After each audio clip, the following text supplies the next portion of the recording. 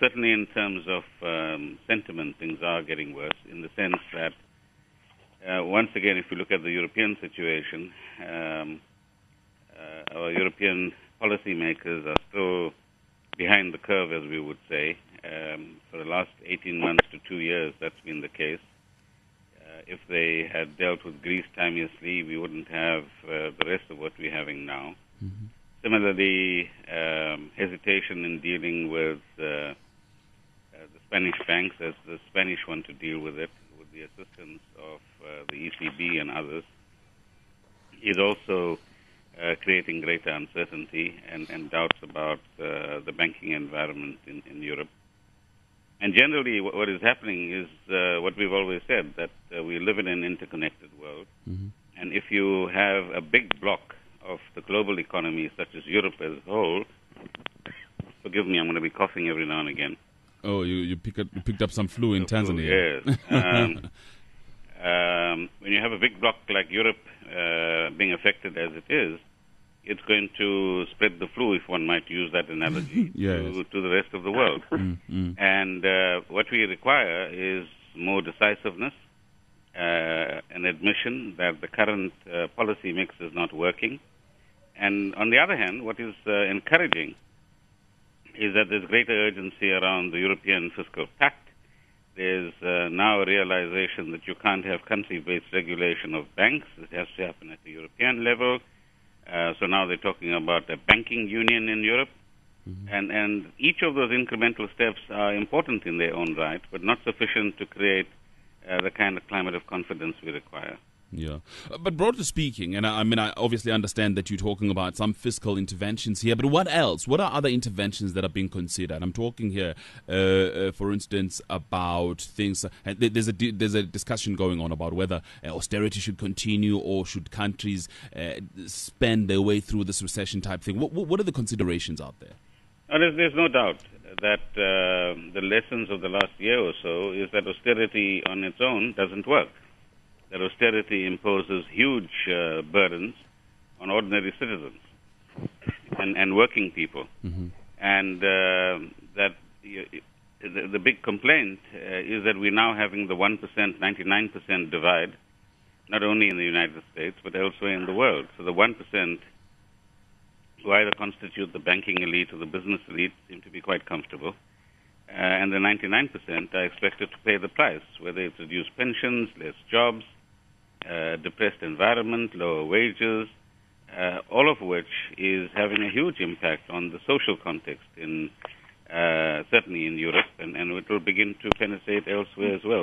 Is that you require a medium-term fiscal consolidation strategy, which means that unsustainable debt is a no-no, mm-hmm. But you need to attend to it over the medium term so that you bring it under control.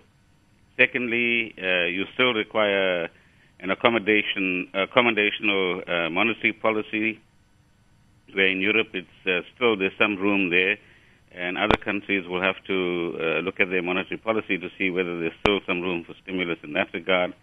Thirdly, at least the conversation over the last 2 or 3 months has shifted to structural reforms, mm-hmm. Which will enable economies to become competitive, and our own economy is one that we need to look at as well. And fourthly, the focus has shifted to growth and jobs, something that we've been talking in South Africa about for some time. Sure. And it's encouraging that from the G7, you now have confirmation that that is the focus that the world needs to shift its attention to.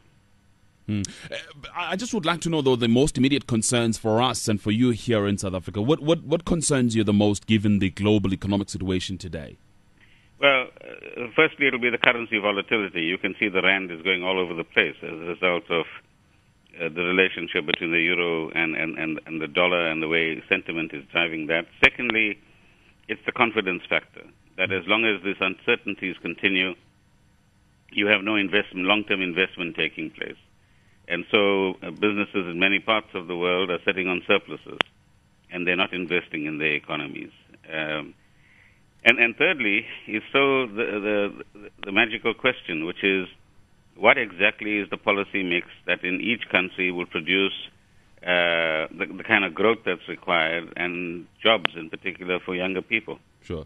Let me pick up on the first one, on the currency volatility. And yes, you're right. I mean, last week, I think the rand at some point was at 850, 840, or thereabout. Again, it's just up and down. The question, however, Minister, is what immediately do we do in order to address this matter? No, we've got to swim with the tide at the moment. And we continue to challenge the international organizations that they are not doing enough.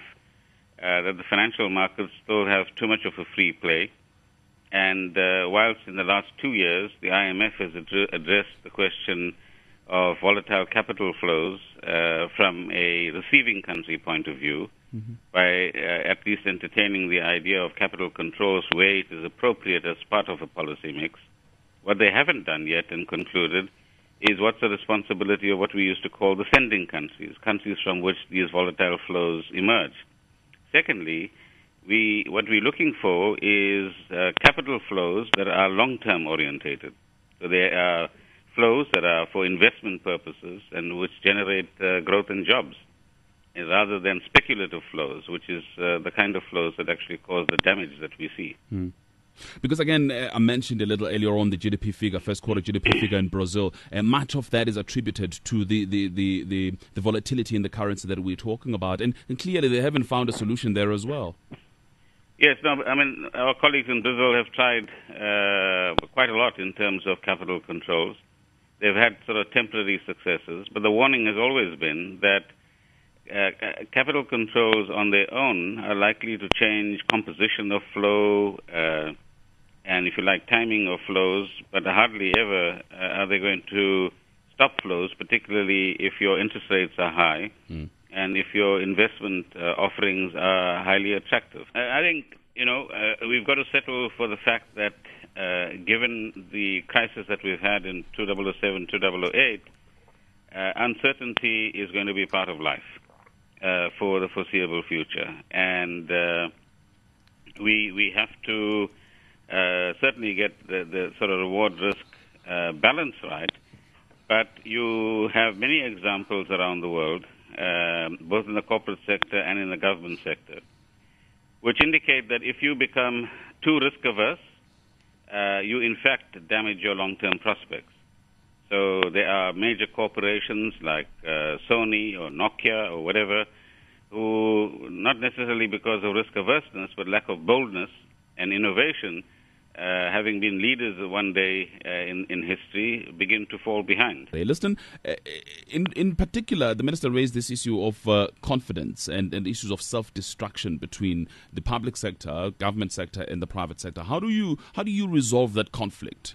Well, I've got two little items. The one is an article which came out the other day. Now, I produce a set of daily notes, so I pick these things up from the internet. Sure. And this one, it was just a very catchy title to the item, and it said, "The truth about uncertainty is that it is mostly untrue." And I think that is exactly the case. People fear a lot more that could happen than will actually be able to happen. But again, it gets back to that kind of planning phase where you're saying, what if Greece defaults? Well, we don't know whether it will or it won't. If it does, leaves the euro.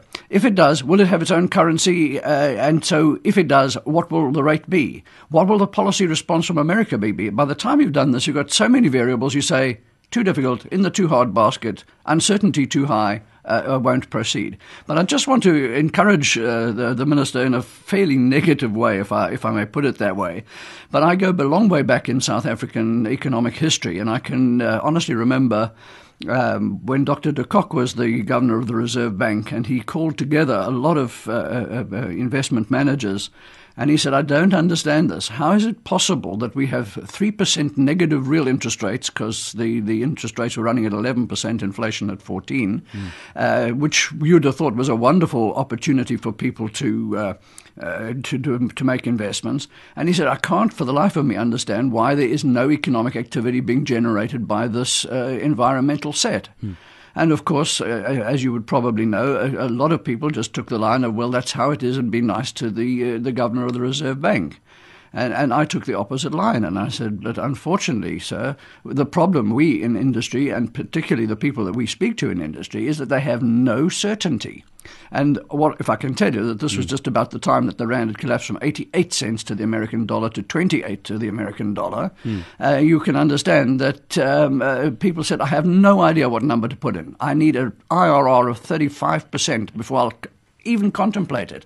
Now, you can virtually not create any opportunity set for me in South Africa right now that will produce an IRR of 35%. Are you taking the right gym things to get the muscles correct? We really need that kind of interaction. Sure. All right, let's get the coach then to respond. Coach? No, look, uncertainty definitely creates a level of hesitation about where we go. The question that and you know, there are times in our lives where we have to be a bit irreverent and ask ourselves some difficult questions. And amongst the difficult questions arise from observations that some people do make, that we might have become too comfortable in South Africa because our rates of return in South Africa and on the African continent at the moment are higher than what we might get elsewhere. And that level of comfort then actually limits opportunities for a bit more assertiveness in terms of where we want to go. Secondly, I think we need to move away from, let's call it the de Kock era and after as well, and say that all the problems lie with government and what government does or doesn't do in relation to decision making. Business in many parts of the world actually operate despite government, not because of government. But is it not big true? Economies like India, for example. Sure. And speak to the Indian business people. They don't moan about their government, as sometimes we tend to. And yet they are a very dynamic economy, although slowing down because of the current circumstances. And there are any number of other examples as well. And I'm sure there are South African businesses and entrepreneurs, many of whom I meet in day-to-day situations, who encourage us to do better, who raise their key concerns. And I will be the last to say that we've got everything right. So Liston certainly has a point that we could do better as government. The industry federations, that we should be sitting down with the relevant labor organizations and having this discussion. You have the Millennium Development Council, you have other structures like NEDLAC, and I think it's important that the business sector engages with the labor sector and comes to an understanding about some of these issues. Secondly, on the red tape matter, I agree. There is too much of red tape. We are too bureaucratic, and bureaucrats tend to thrive in making things difficult, generally speaking, not entirely. I think there are excellent bureaucrats in some environments who go out of their way to assist South African citizens and businesses to make it easier.